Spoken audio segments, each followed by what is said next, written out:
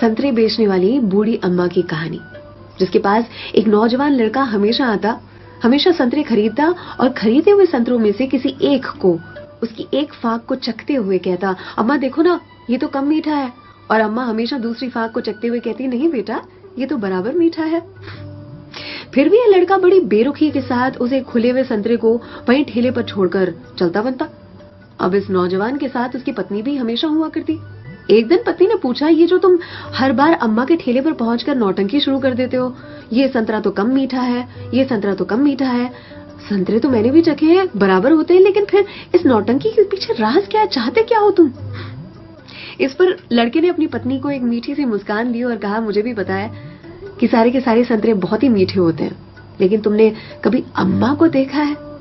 अम्मा इतनी गरीब है कि जो बेचती हैं उन्होंने कभी चखा भी नहीं होगा, इसीलिए तो एक खुला हुआ संतरा उनके ठेले पर छोड़कर आ जाता हूँ, मेरी ओर से उनके लिए। अम्मा के बाजू में जो सब्जी वाली थी, उसने एक दिन कहा उनसे, आपको पता है ये जो सरफरा आपके ठेले पर आता है संतरे खरीदने के लिए, इतनी चिकचिक करता है आपसे कि आप नाप तोल में उसे ज्यादा संतरे दे देती हो। इस पर अम्मा ने कहा कि वो कभी मुझसे संतरे की मिठास पर चिकचिक करता ही नहीं है, वो ये चिकचिक करता है मुझे संतरा खिलाने के लिए, एक छोड़कर जाता है।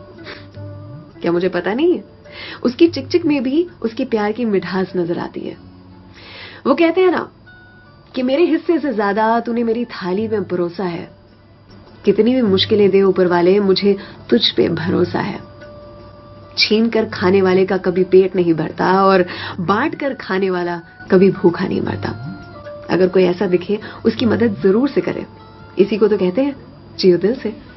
सलाम, दुआ, वणकम, प्रणाम, सत श्री अकाल, केम छो सारू छे, अहमदाबाद आखुई मारू छे। अर्चना की ओर से।